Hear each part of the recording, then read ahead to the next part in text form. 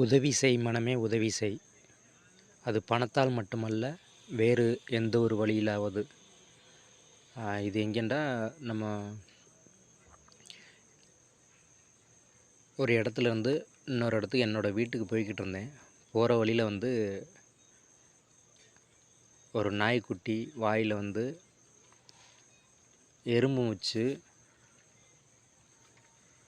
இறந்து கிடந்தது.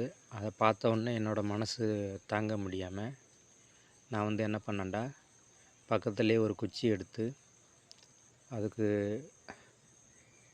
தேவையான அளவு ஒரு குழியை நோண்டி